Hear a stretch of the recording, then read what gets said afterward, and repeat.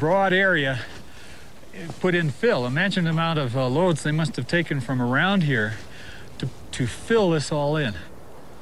På Saras topp finns ett antal terrasser. Reinhardt står på den lägre av dem. De är bara synliga som ringar av sten ovanför snön. Bortom dem markerar en samling stenar en liten nordlig terrass. Och i öster ligger 4 terrasser i branten mellan 2 klippor. Reinhardt anser att den sydvästra delen ser mest lovande ut. Where we're standing right now is on one of the southeastern corners and one of the deepest corners. And that's generally the deepest places is where you would usually find something. So we could be right now standing on top of potentially a human sacrifice, but certainly some kind of offerings I would think would be in this section right here.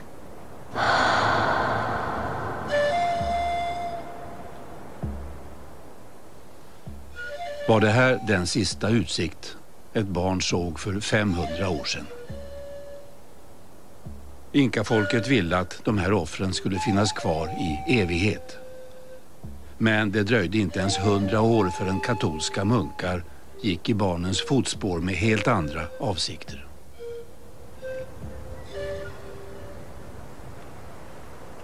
The Spanish came here to indoctrinate the natives. So they had this very zealous purpose of changing their pagan ways. Part of that implied destroying their gods and destroying their shrines, making sure that all these beliefs would disappear.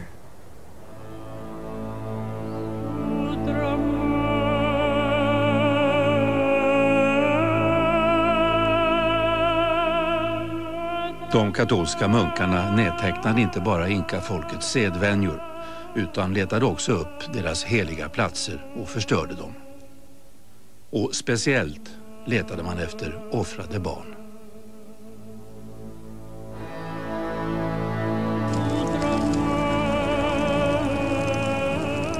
In a way you could say that they succeeded because everybody here in the Andes became Christian. They accepted the coming religion, but also they didn't succeed because the Andean traditions were so strong that eventually they merged with some of the Christian beliefs. There's this level in which some of the local gods just got different names. So I don't think the Vatican would recognize what's being practiced here as what they would expect Catholic religion to be. Esta es una ceremonia que se hace cuando uno quiere pedirle algún beneficio a la montaña. En este caso vamos a pedirle permiso a la montaña para que él nos proteja, nos ayude en todo lo que tengamos que hacer, ¿no? Y no nos pase ni una desgracia, ni nada de cosas malas, ¿no? Cosas negativas. La montaña, esta es una forma de armonizarse con la montaña. Innan man börjar utgrävningen offrar man på traditionellt sätt ett lamafoster åt berget. The Yama fetus represents like the entire Yama, but it's the essence of the Yama. In Andean beliefs, you can have things that are very small, but since they have been ritually invoked, they have all the essence of the entire thing. When you offer it, you're offering the entire animal. Fetuses are believed to be a favorite food of the mountain deities, so they're very pleased when they get these. Through time, you begin to see the mountains in a different way. You begin to see them just like the villagers do. They say, they're alive. And for you, they come alive in a certain way because you're beginning to see how they view them. Yeah.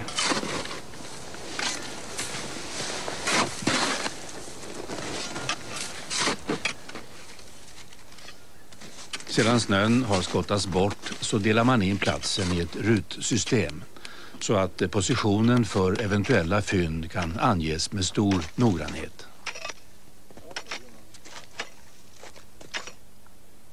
Utgrävningarna börjar på 3 platser.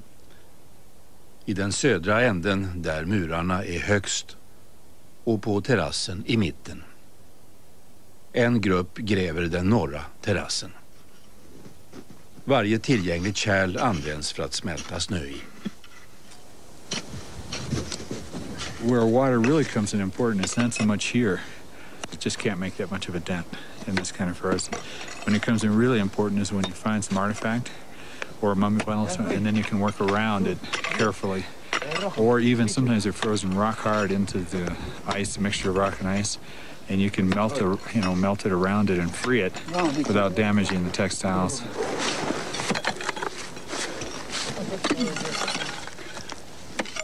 Att gräva i den frusna marken är mödosamt. Allt man har med sig är hackor och spadar. Och här i den tunna luften kräver arbetet stor uthållighet.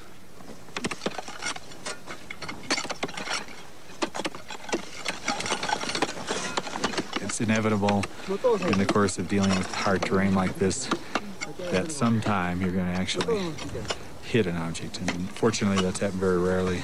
And usually what you get is a bit of textile or a bit of material, a straw or something like that to give an indication there's something there, and then work almost stops. And you start working very carefully, and then you free it up. But imagine, let's say, just there was a statue right there. Innan man ens har börjat gräva i den norra terrassen gör man ett fynd. En nål av silver ligger på marken. Allt som allt hittar man 5 stycken ovanpå marken. Estos tupos son de plata, al parecer, y son usados como prendedores para la ropa. Para las ligas o los axus, depende de la persona que los usa. Normalmente esto lo utilizan las mujeres. Entonces, esto es conocido, bastante conocido en el mundo incaico. Ahí se ha encontrado tirado en la superficie, a flor de tierra, y suponemos de que debió ser de alguna ofrenda que se efectuó. No hemos encontrado otra cosa más cerca. Nålarna visar att platsen användes av Inka, men det här är ingen god nyhet för arkeologerna. Inka begravde alltid sina offer. Om nålarna ligger uppe på markytan så måste någon ha grävt upp dem. Och gravplundrare är ett problem på alla arkeologiska fyndplatser i Peru.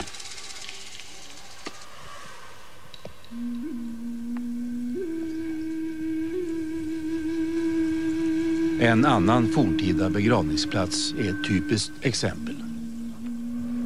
In this area we have very good preservation of organic material, and this is what the looters exposed. Unfortunately, this has been greatly destroyed by the activity of looters looking for pottery, textiles, and hopefully they expect to find some gold.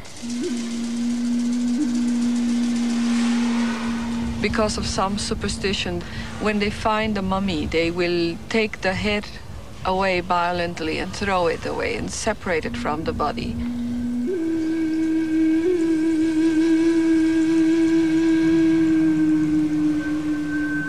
Looters are grave robbers. They're thieves, you know. They're destroying evidence that should be important for them themselves. And this is a resource that, like any type of resource, it will end, you know. The more they destroy, the more we will have less to study, less to protect, less to show in museums, less to keep for generations to come. So they are our worst enemy for any type of not just the scientific work that needs to be done, but the protection of our heritage.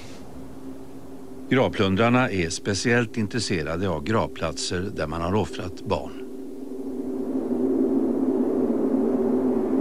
The only advantage that the burials have is that they are at such remote locations and so inaccessible.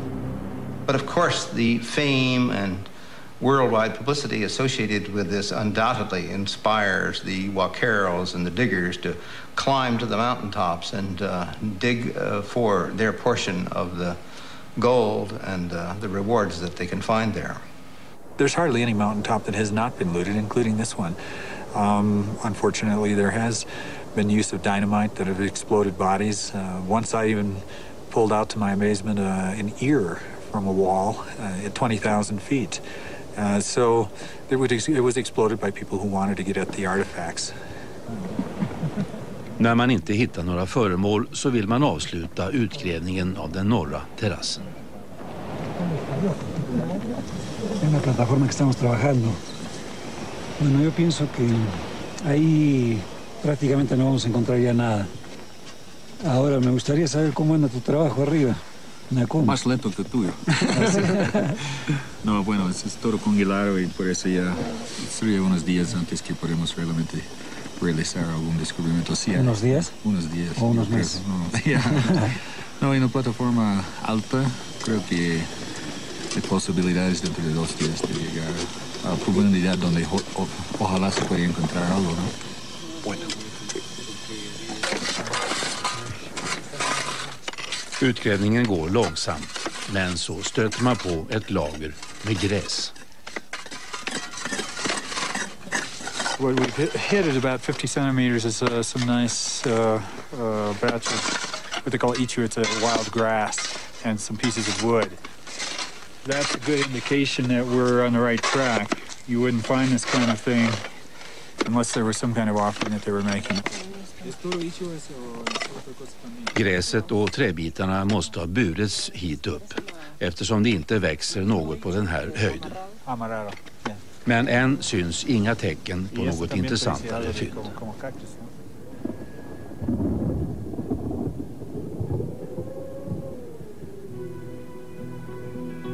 Så blir vädret sämre, åskan börjar gå och man lämnar tillfälligt toppen.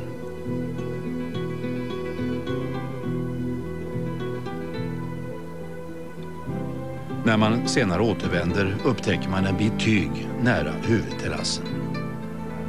Lo primero que llamó mi atención fue la parte de un pequeño textil y pelos posiblemente. No sé todavía de qué es, de llama o de cuy, pero hay, como ustedes pueden ver, un pequeño textil rojo. Diablos, mira. ¿Qué es? Una estatua. Otra estatua. Es hombre. It's a male. Go from the top. Este es de oro. Because of the flat head, just from here I can tell that it's a male. You can see the textile starting to come around. See around the body. Det man har hittat är en liten silverfigur insvept i tyg. En typisk offergåva i samband med barnoffer.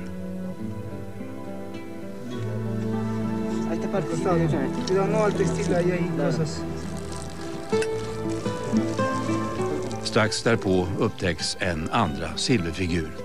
Den här gången en kvinna med samma utseende som figuren som låg bredvid den frusna pojken i Santiago.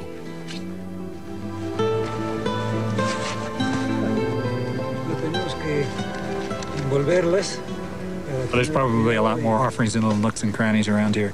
The mountain was extremely sacred for the Incas and the people in this entire region. Over the years, you'd be bound to get a number of offerings. Och när man gräver djupare framträder en guldfigur ur marken.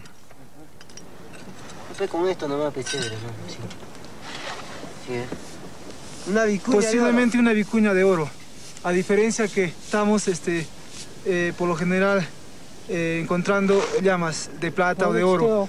Esta vez es algo diferente. Posiblemente sea una vicuña. Sí, machito.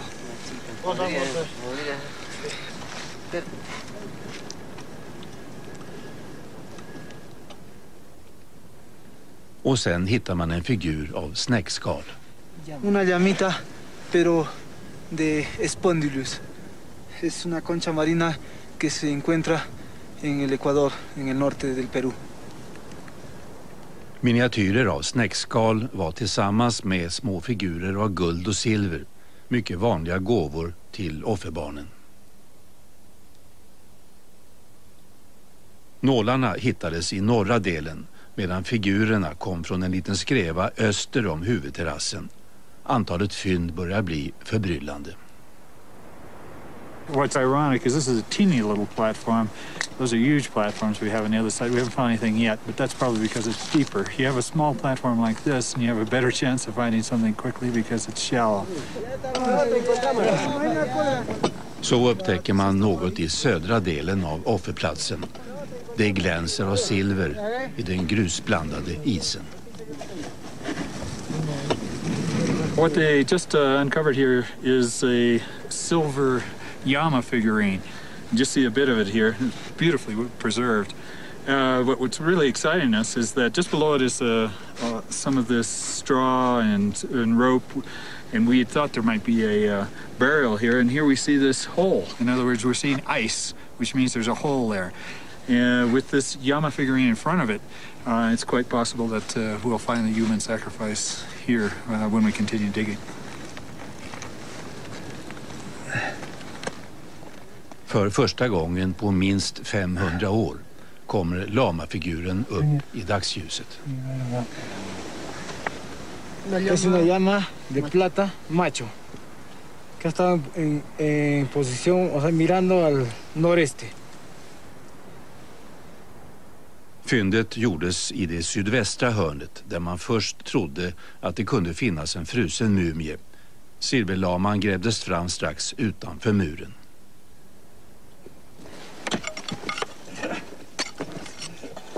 Nu är förhoppningarna stora att man dagen därpå ska kunna gräva fram föremålet för alla de här offergåvorna, kroppen av ett barn.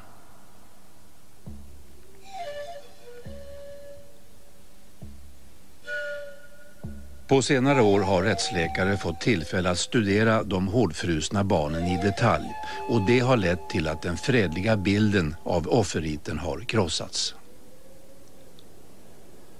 När Joanita visades i Washington så var det många som kommenterade hennes lugna, nästan helgonlika utseende.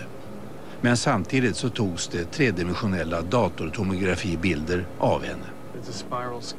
Bilderna avslöjade en hemsk hemlighet bakom hennes ljusa ansiktsuttryck. This image is an image of her skull looking directly at us, and the first thing you can see is her orbits.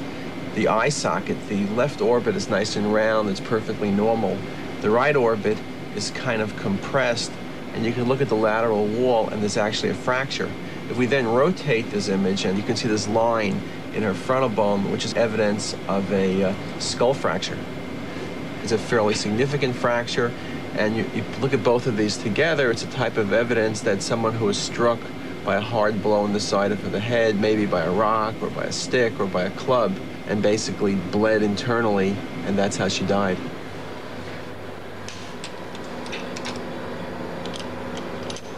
Joanitas öde bekräftas av opublicerade data från det enda ytterligare frusna barnoffret som har hittats. I en frysbox i ett laboratorium i Argentina ligger en liten pojkes kropp.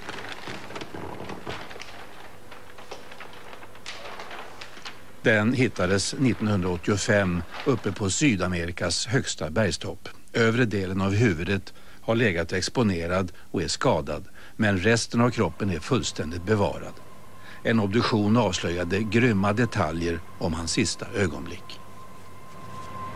Se pudo obtener en el propio intestino parte del líquido que había bebido el niño. Con la ayuda de químicos y de otros estudios llega a esa conclusión, que fue su último alimento, un líquido que contenía también el color rojo del achiote, que desde ya es un color simbólico relacionado con la vida. El achiote, que es un producto vegetal muy semejante al azafrán en cuanto a condiciones químicas y aún coloración, fue hallado en el vómito que tuvo. Todavía se puede observar, fíjense, en los dientes están manchados con ese color rojizo que fue consecuencia de un vómito. De kläder han hittades i var täckta av uppkastningar och diarré som har gjort hela pojken rödfläckig av det färgämne som han tvingades dricka. Esta criatura de 8-9 años de edad debe haberse dado cuenta que iba a ser sacrificado en un enterratorio que terminó siendo uno de los de más altos del mundo. Entonces, esa criatura en ese ceremonial debe haber estado en un estado estresante. Sí puedo suponer que la diarrea que presentó este niño en los últimos momentos previos a la muerte y ese vómito fueron expresión de un estado de estrés. Esa deposición diarreica, yo pienso que este niño debe haber tenido mucho miedo, mucho temor. Resultaten av undersökningarna av de här barnen tyder på att offerriten hade en våldsam avslutning.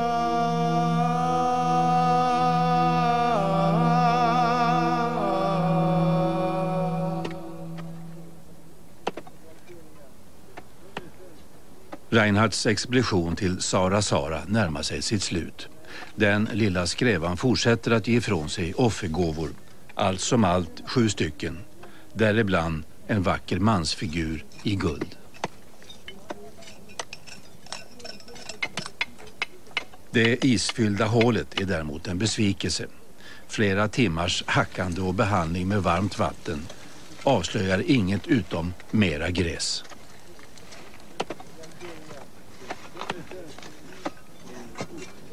Men så stöter man på en stenkonstruktion på den östra sidan. Que se ha descubierto. Bien, hace un momento nosotros antes de empezar el trabajo habíamos hecho un pequeño pago que lo hemos puesto justo en esta plataforma. Ya desde el día de ayer ya teníamos la sensación de este descubrimiento. José Luis había encontrado una pequeña ofrenda. Entonces ahora lo que se hizo es empezar a limpiar y se ha descubierto las paredes de la tumba. När man skrapat bort jorden framträder en barnmumies ansikte.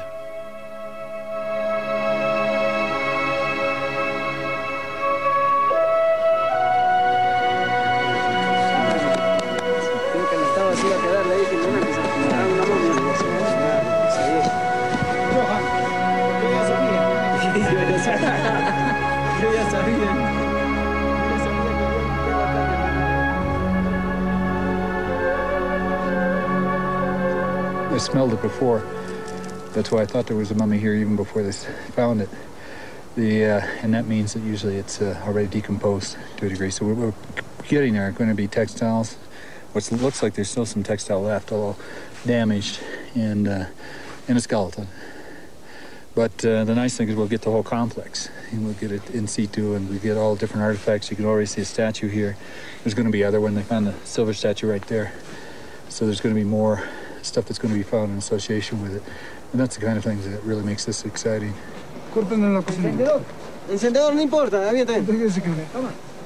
Expeditionen har bekräftat att riten med barnoffer utfördes uppe på Sara. Och ännu en fullständig mumie har räddats undan gravplundrarna. Mumien hittades öster om huvudterrassen. Hit når morgonsolen så marken är inte frusen och därför är kroppen delvis förruttnad. När kroppen friläggs så ser man att den är hårt lindad i ett säckvävsliknande tyg. Lo que tenemos aquí es parte de la cabeza y la momia está en esta posición hacia abajo. Estos son los pies, parte del cuerpo y posiblemente encima de la rodilla esta ofrenda, ¿no? Que la vemos aquí.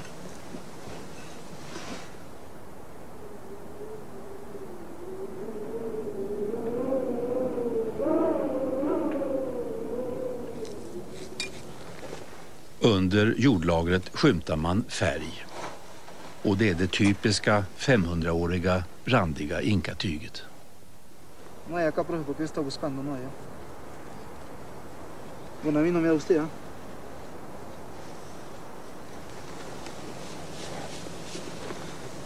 Aquí están los cabellos.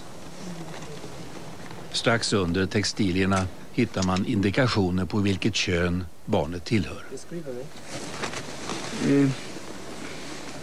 El tupu va atravesando la manta. Está cubierta con otro paño toda la cabeza, pero el tupu está por debajo de ese paño que cubre. Aquí está el tupu. Where he's working right now is shows a tupu, a shawl pen, which means that this is a female mummy. Ännu en flicka som har offrats åt bergsgudarna.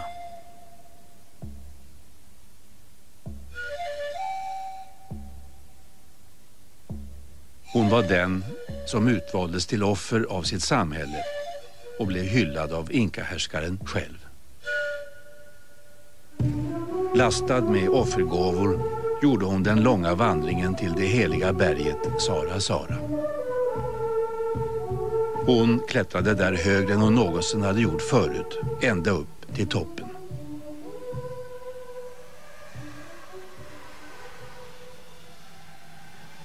Det här var hennes himmel och här blev hon offrad.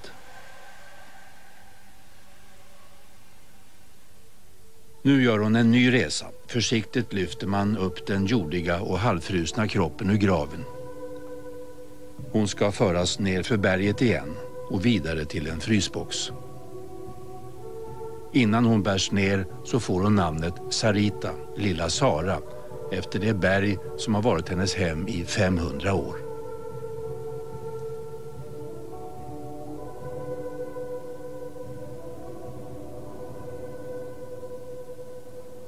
Efter fyndet av Sarita är det snart dags att avsluta expeditionen. Man har varit uppe på toppen i 11 dagar, men man tror att det finns mycket kvar att undersöka.